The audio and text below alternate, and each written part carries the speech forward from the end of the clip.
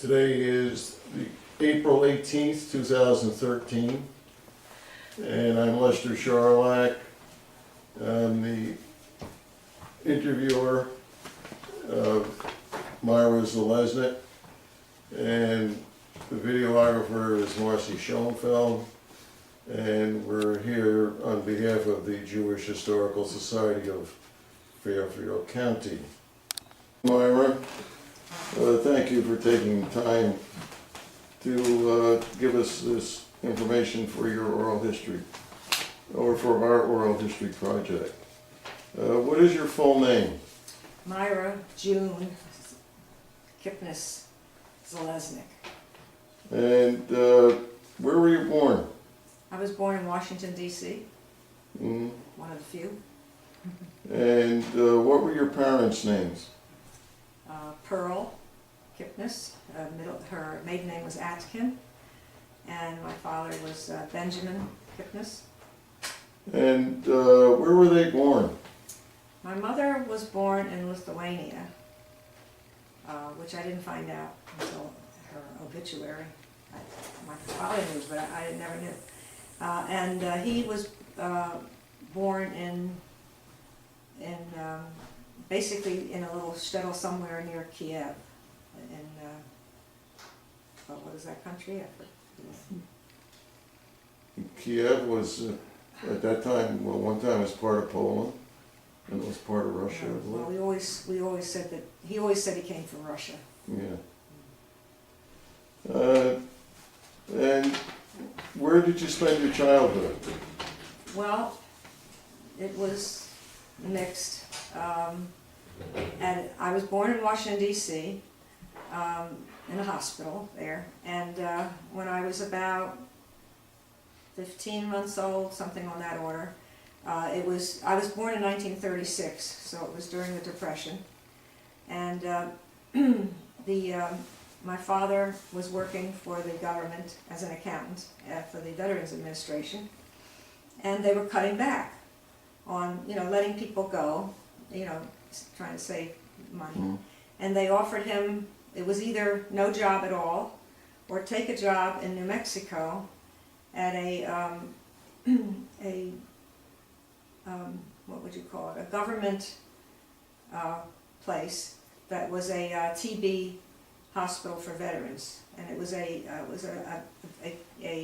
fenced in, it used to be a fort. It was called Fort Bayard, New Mexico. And the fort was used for the Indians as a rest area.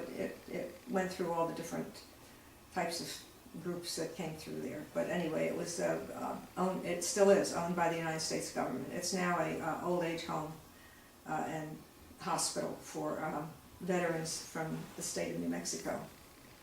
So were you living on that campus? Yes, we were living in the fort, at the fort, yeah. Mm-hmm.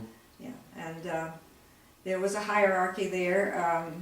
The doctors were the upper echelon, and so forth and so on. My father was an accountant, and it was only, and this happened also when I was, an army wife with Reuben. The Jews always got together, no matter what their rank was. Mm-hmm. So, we were friends with the Jewish doctor. My parents were friends with the Jewish doctor, which is not something that normally happens, except that the Jews stick together, what can you say.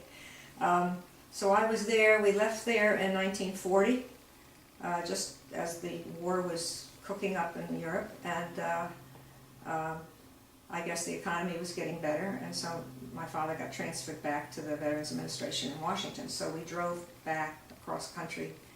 On the way out, as a child, my father went first, and then came back and got us. I had an older sister at that time, and so there were two of us born before the war, and we went out by train. But on the way back, we came back in a Model T Ford, and so I lived in a very nice situation.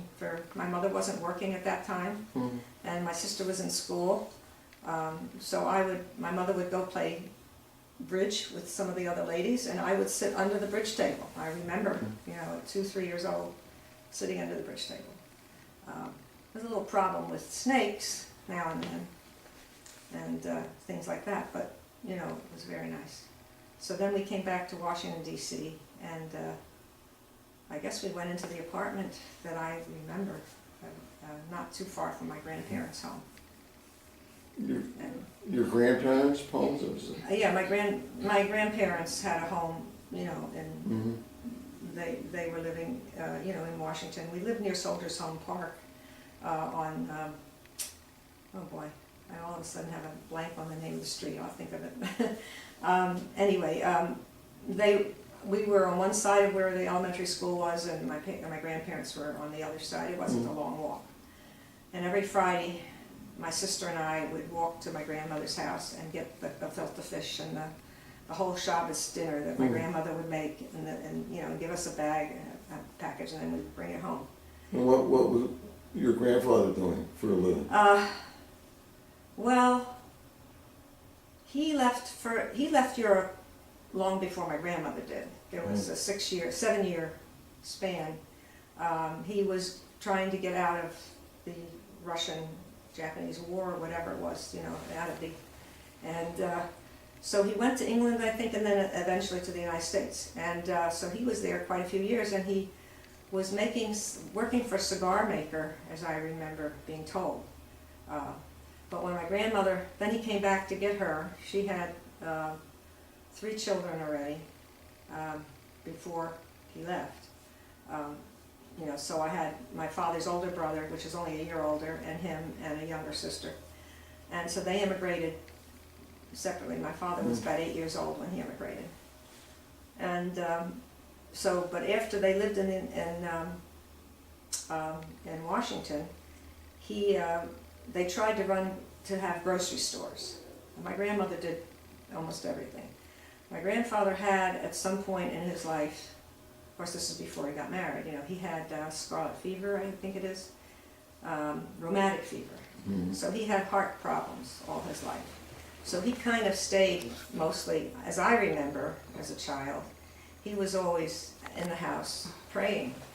You know, he didn't really work anymore. In the earlier days before I was born, they ran grocery stores and they moved a lot. You know, the store was no good, so you get out of that one and you go rent another place, you know, and they moved a lot around Washington, downtown Washington. Now, when you started school, you were in Washington. I was in Washington when I started school. My sister had taken me to, I was like 4 years old when I got there, but she would drag me sometime. I was like show and tell, I guess. She would take me to school. So when I got into kindergarten, I could already write my name and do things like that. So they just kind of pushed me up to the second half of kindergarten. No, they pushed me into first grade, whatever it was. I got pushed up because, quote, I could write my own name. That was, nowadays, all the kids probably can do that at 5 years old, 4 years old. So I went to Park Elementary School, was on a hill, and down the other side of it, we went up the hill to go to school, and down the other way, my grandparents, and past them was Soldiers Home Park. And so that was a place that us kids would sometimes go down to play in the park. And we would chase the corn truck with the corn for the animals, try to steal corn off the back of the truck. Anyway, so I went through Park, I think it's called Parkview Elementary School. Yeah, it was the view of the park, right? Parkview Elementary School. So I graduated from there. They did put me up again. We had half semesters. We had, you know, 1A and 1B, 2A, 2B. So somewhere in 5th grade, they moved me to the other side of the room. They were small. The classes were small. So because I think, you know, at that point, I guess I was already showing some interest in some ability in mathematics. So I was doing the math with the older kids, the other half of the grade, and then eventually, so I got out of elementary school a year ahead, at least a half a year or whatever, maybe a year and a half ahead, whatever it was. So I was always the youngest in my class in middle school. When in those days we called it junior high school. So I went to junior high school there, and I went to Roosevelt High School, graduated from Roosevelt High School. And what's very interesting, I graduated in 1953, in June, and in September of '53, the school was desegregated. So I had gone to segregated schools, and I didn't really know about it until I was about 13 or so. African-American family moved into the neighborhood, and I became friends with the girl over the summer. We became friends, we played and everything, and when school started in September, she couldn't go to the same school I went to. And that was a very, what do you call it, remembrance part of my life. So, and there was anti-Semitism on the street. We, this was during the war, the beginning of the war, and the Southerners were all moving into Washington for jobs, government jobs. And so we had people across the street from us who came from Tennessee, family of girls, and the one girl was my age, the other one was older, and the older one was like the boss of the neighborhood girls, if you know what I'm talking about. And they would stand under my window. We were on the second floor of a two-story apartment building, those duplexes or whatever they call them. And they would yell, they would damn Jew and all this stuff from the street, up at our window. And eventually a Jewish girl moved into another building way down the street, and I became friends with her, and this Tennessee kid wouldn't allow anybody, supposedly, she wouldn't allow anybody to talk to this or be friends with this new Jewish girl that moved in the street. And of course, I did.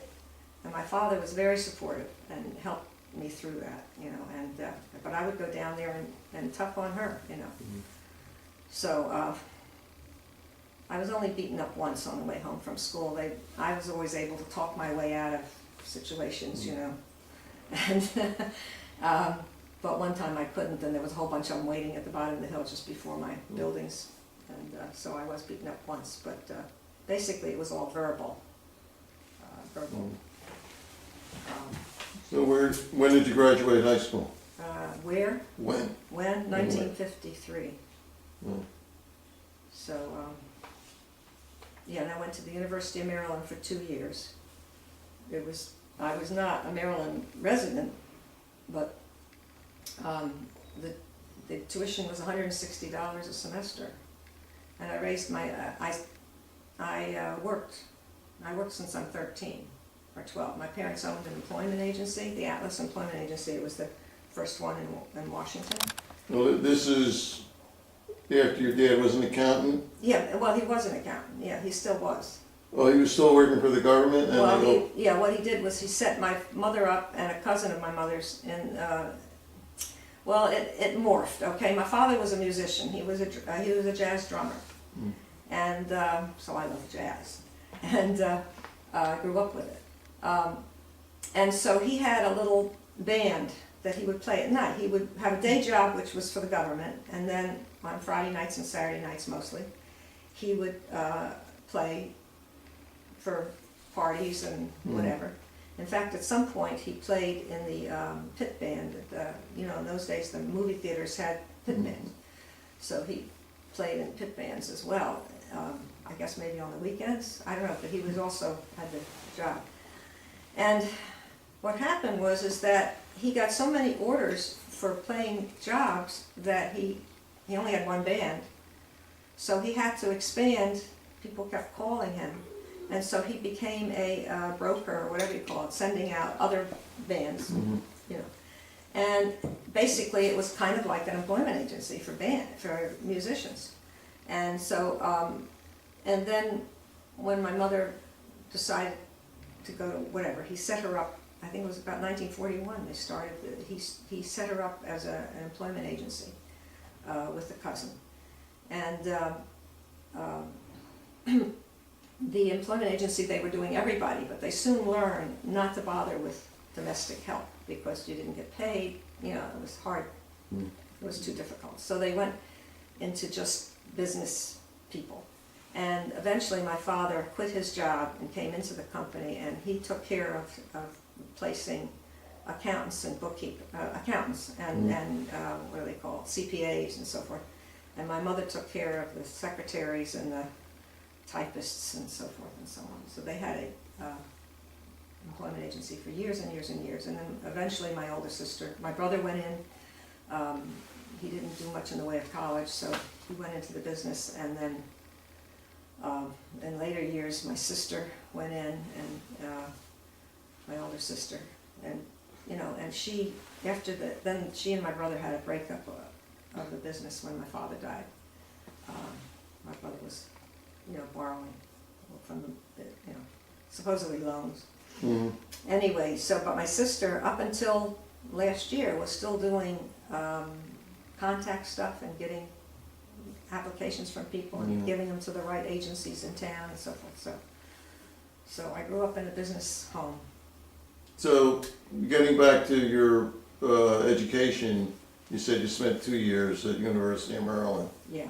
And what was next on your agenda? Well, the next was getting married to Reuben. What year did you get married? 1955, Christmas Day. I got a lot of comments on that when I was shopping, from. Mm-hmm.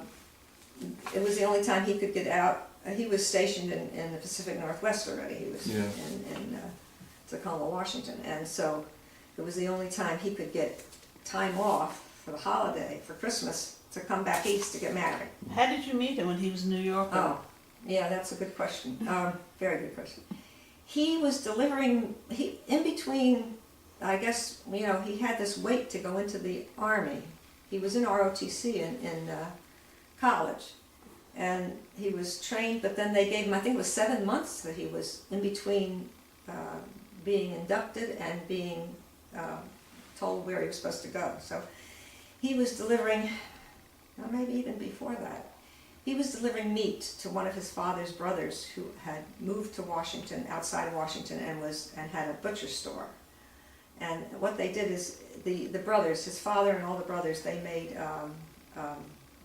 hot dogs and salamis and bolognas and all that kind of stuff. And he would drive down from New York and bring a load in the car for his uncle. Well, his uncle had a daughter or son, I forgot which it was now, daughter I guess, who also lived in the Washington suburbs. And her next door neighbor worked in my father's office. And so, after driving down there and unloading, he would stay overnight with the cousin. And eventually he would meet the next door neighbor, because he was doing this on a fairly regular basis.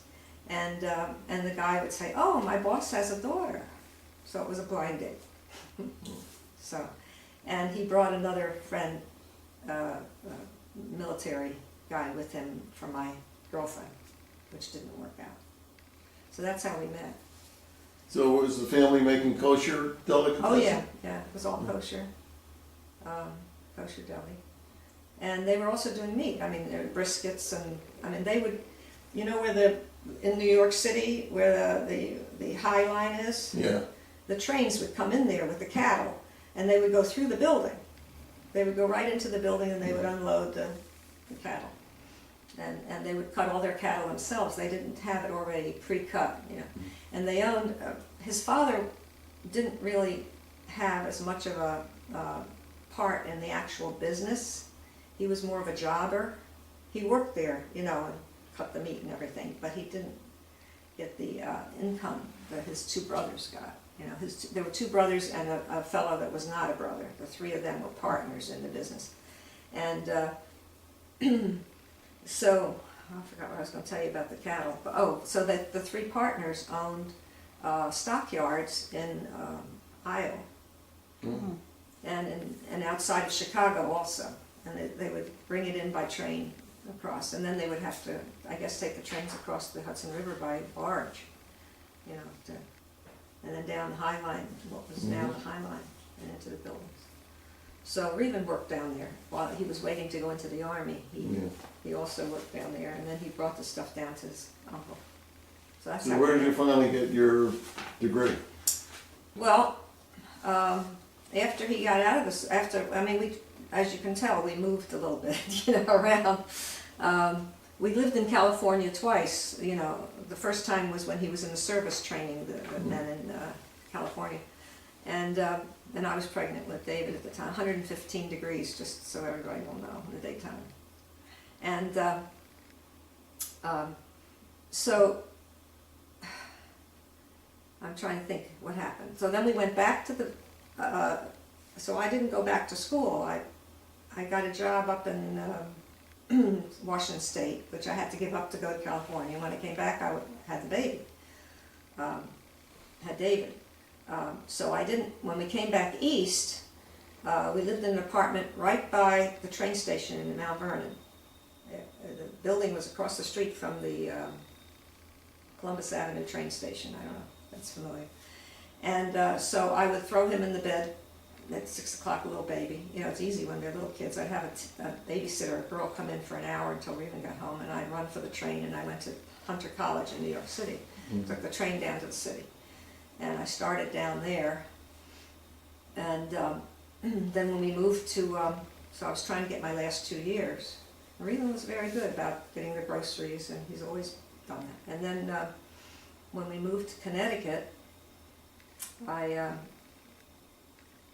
gave up, I don't know if it was right after we moved, yeah, I think it was. His mother got cancer, and so I was visiting her and everything. I had to give up school for a year or two while she was, you know, fighting the cancer, which didn't work too well. And then I went back to Hunter, but I went to the, most of my classes were in the Bronx campus, which is now Lehman College, but it used to be Hunter Branch. Hunter Uptown. Hunter Uptown, okay. And I drove down with the older of the two cars. Regan had the big job, so he had the newer car. And I drove back and forth, and I happened to be caught in that blackout on the highway when my kids were home with a babysitter, with a sitter. By that time I had the second daughter. So I finished my degree in March of '69. It took me a while. It took me 6 years. I was like a senior for 6 years. I was getting all these things in the mail, you know, job offers and stuff, or graduate school offers. I was a senior forever, it seems.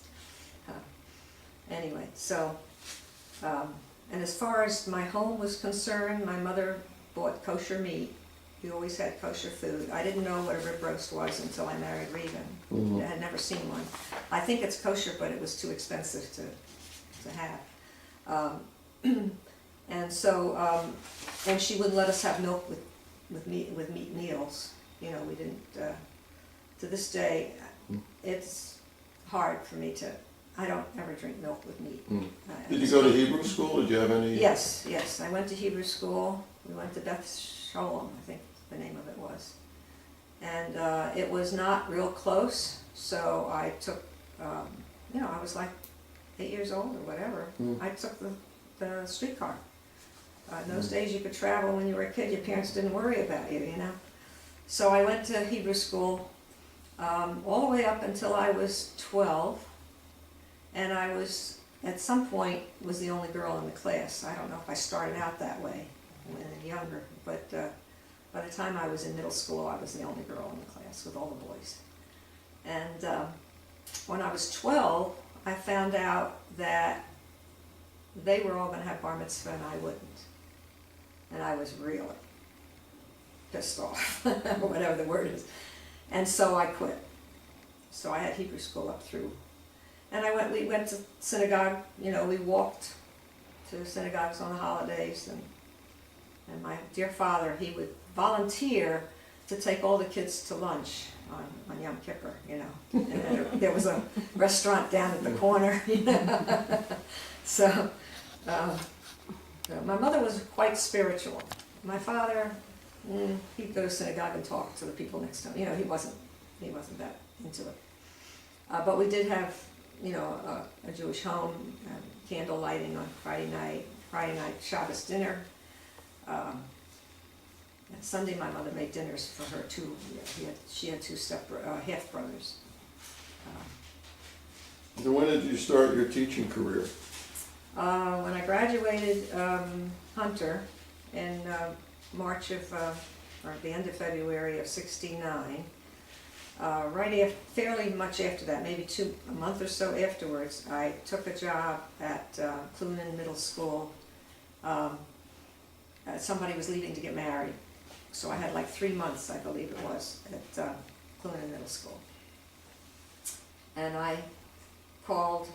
That was as a substitute teacher? Substitute, yeah. And then, actually, while the kids were growing up, I did some, no, I guess I didn't have my degree yet.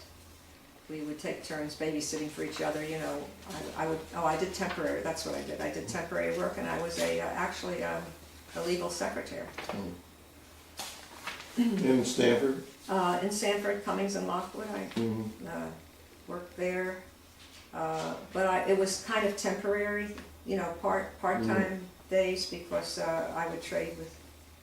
No, I guess when I got to Stanford, I would work there full-time, and I worked for Silverberg's law office in New Canaan. That was an experience. Yeah.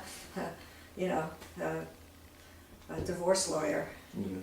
and you know, a few fights in the front lobby, you know, Was in the it waiting room, yeah. Gerald, was that it? Gerald Stewart? I don't think so anymore, no. He called me a couple times to come back, but I was already teaching then. But while I was going to school, you know, until I got my degree, I was doing legal secretarial work. And before that, living in Washington, I worked for I graduated high school young, but I think the government wouldn't take you till you were 17. But I worked for I worked in the state office building that was next to the White House, and I worked for the council. Oh, what was it called now? It was the money. Currency? Not the money. Treasury? No, not treasury. The budget and all of that kind of thing. I'm trying to think of the name of the department.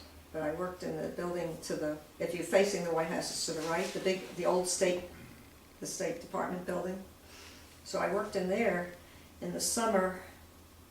I had a lot of jobs because my parents would get me, you know, I was 13 when I started working because my parents were in the employment business. They would get me, my very first job was I worked as a Gal Friday, a one-person office for the Red Rose Liquor. The people who made the displays in the liquor store windows. So let's get back to your Stanford employment. Okay, so Stanford employment, I'm trying to think, I probably did some other legal work, but I can only remember those two, you know, those stood out. Yeah. Cummings and Lockwood, especially because they had the first automated, you know, keyboard, whatever, you know. Before that, when I worked in the government, you know, you had to make 13 copies of everything. If you made a mistake, you had to go through and erase every single one. So anyway, so I worked for Silverberg. And then I went to Clunan for the 3 months, and then I told them that I wasn't coming back unless they gave me a high school.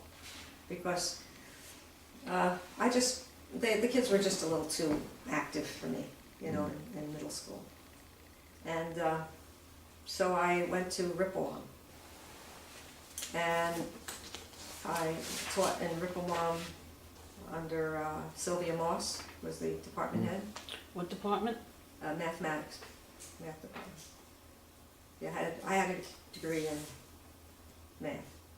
And eventually I got a master's in math from, master's in teaching math from Fairfield University. And I have a 6th year from Fairfield University in, what do you call it? Being a boss, what do they call that? Administration? Administration, yeah, administrative. I had a degree in that too. But anyway, at Ripplewood, I was in the mathematics department teaching math. And then partway into that October is when Raven left for California. So I was teaching at Ripplewood that whole winter and planning my son's bar mitzvah. What year? That was what did I say? 69. The school year 69 to 70. And David's bar mitzvah was in February of 70. So Reuben flew in for the bar mitzvah and flew back. So I kept teaching, and you know, I was supposed to be teaching the whole year, and then he called. We had gone out and picked a house to rent or whatever. No, to buy. We were going to buy a house actually out there. We and the kids, we went out Christmas time, you know, looking around, and Reuben was about to buy a house when everything fell apart out there. And so he called. Well, first place, I had given notice that I was leaving after the bar mitzvah. I was going to leave to go and move out there. So they gave me a going away party. They were very nice. And like the day after, 2 days after the going away party, everything fell apart in California. So I asked for my job back. And they were happy to give it to me because it's better for the kids that they don't have a substitute come in the last month or so. This was in probably, I don't know, March or April of 70. So when did you go to West Hill? So we went to California. I did substitute teaching in California. We got there in July or whatever. It seemed well, the school was just about out. So I did substitute teaching. And that was, you know, some of the schools were, I found the kids, believe it or not, the Hispanic kids were the best kids to teach. I can't, you know, most people wouldn't believe that. But anyway, so then we came back. When we went to California. I don't know, it's like crazy, right? But we were in California and I did that, and then we came back here, and we came back in after the school year was over there for the kids. So I went into West Hill when it opened in 71. Or 70? Let's see, 69, 70. Yeah, they called it the year of 70, 71. Yeah. The West Hill was opening. So. And you were in mathematics for the entire Yeah. time. What year did you retire? 1995. It was an early retirement offer. And while I was there, I was department head, interim department head, and then I was substitute department head. The guy that was department head had left to become the head of the union.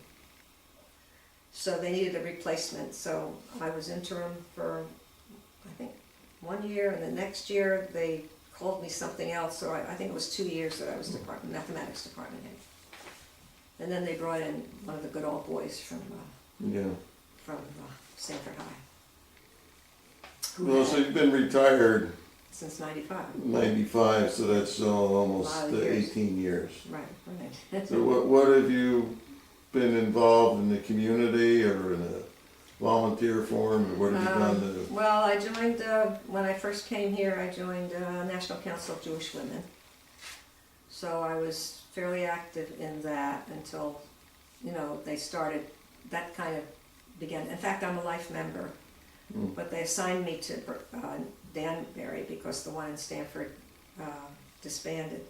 It was when the women all started going to work, you know, so I was active in that. I was active in the women's organization for politics. I'm trying to think with it. What is the name of that? I got a blank. I'm sorry. League of Women Voters? League of Women Voters, right. That's what I was active in. And Reuben was more active in the synagogue than me because I was going to school and teaching and grading papers and all that stuff. So, you know, I participated in all the events of the couples club at synagogue. But, and, you know, we went to synagogue. An interesting story of how we ended up in Beth Shalom when we first came is that David was in, I believe, first grade, and we put him, and we had belonged to conservative temples before that, synagogues, they call them. And we sent him to Sunday school at Bethel. And after 2 Sundays, David comes home and he says, I'm not learning anything. He said, I'm not learning. So we switched him to the synagogue, Beth Shalom Hebrew School. And he was very happy there. Most kids aren't, but he loved to learn. Where is Beth Shalom? Oh, not Beth Shalom. That's, what is, are you talking, I'm talking about the one here. I'm getting mixed up with the one I went to school with as a kid. Sinai? No, the one on Newfield Avenue. Agudas Shalom. Agudas Shalom. Yeah, I'm thinking Beth Shalom is where I went to school. Okay, I'm sorry. Kind of lost. Yeah. Okay, so we changed to Agudas Shalom. So that, and he was much happier. He was learning something, a lot. So he had a good experience out there. Mr. Schleifer. Right, exactly. Mm-hmm. Yeah. So what Is else? there any other story or additional information that we may have Did missed? your daughter have go to Hebrew school too? Yeah, she went to Agudas Shalom. She went through, and of course she had the bar mitzvah, the bat mitzvah on that Friday night that we talked them into doing. So she was bat mitzvah, and then they had, there was like a Hebrew high school or something that they were Yeah. sponsoring around in town. And she has always been an active person, interested in music and dance and so forth, and she wanted to take the classes that they offered. They had she was very much into Israeli dancing and art and stuff like that, and she signed up for 2 or 3 classes, whatever number they give you, and they told us and told her that she had to take something that was about the religion. She couldn't just take, they turned her off. We were, it was really a shame, because, we wanted her to be with Jewish kids and do Jewish things, and she was really... But now in her adult life, she's Yes. involved. Oh, yeah. And she helped start the synagogue in, she lives in Hawaii, I'll tell for the record. She helped start with the woman who eventually became the governor of Hawaii. Wasn't she governor? Linda Lingo. Linda Lingle. And they started a synagogue in Maui with a couple other people. So she was involved right away, because she moved to Maui when she first went there. And then when she moved to Oahu, she joined the synagogue in Oahu, which is an interesting synagogue. It had both, on the high holidays, they had a traditional Orthodox service and it's a Reformed synagogue, but they had something for the people that were not Reformed. So she was active until this year. There was a whole big thing about people people who were in power on the board, I guess you could say, who didn't like the rabbi and wanted to get rid of the rabbi, and she and her friends and a whole bunch of others liked the rabbi, and so they all pulled out this year. I never heard of that happening before. Right, the typical whatever. So they pulled out, and they started maybe with 20 friends of hers, and this last Seder, they had 95. Mm-hmm. The Jews came out of the woodwork, ones that had not been members of the synagogue. They didn't want to be involved with that particular situation, and they came out of the woodwork, and they've got this whole huge new congregation. That's great. Yeah, so she's pretty involved. She's empowered. Yeah, and my son turned out to be empowered too. For a while, he dated non-Jewish girls, and we were really worried, And then he got to the point in his 30s when he said, "You know what? I think I'm ready to find a Jewish wife," and he did. And now they belong to a synagogue in Connecticut. The name of the town, I forgot. It's on the river up there on the Connecticut River, near Old Saybrook and in that area. And they're very active. They're very happy. The first synagogue they joined was the people only showed up for the holidays and you never saw them again. This synagogue is very active. So I've got 2 kids there. What do they do for a living? Oh, okay. David was originally trained as an electrical engineer, but he works for IBM now. Isn't it IBM, I think? And he works from home. He is in management, but it all has to do with tech. It's a tech, and he works on the internet. All the people that work under him are on the internet, you know. And don't ask me exactly what he does. They have products that they put out, I guess, but it's not retail stuff. You know, and Debbie owns her own business. She Her whorehouse. oh, well, that's something else. That's another story. She has a business that she makes, well, she's always been artistic, so she designs and produces and sells to stores, mostly. Started out as art rubber stamps, and it's gone to not only the art rubber stamps, but tattoos, Hawaiian, you know, Pacific Rim designs, tattoos, stickers, decals. I can't even remember everything. And she also makes, whenever she does a trade show, she makes jewelry with her designs and stuff and sells them along with the rubber stamps and everything else. So she's an entrepreneur and a small business person. And it's a lot of work, you know. All right, well, we thank you very much, Myra. It's a very interesting interview. Is there anything else you want to add that we didn't ask or we forgot to ask? I don't know. I know you wanted mostly the Jewish thing, so I guess you got that. I can't.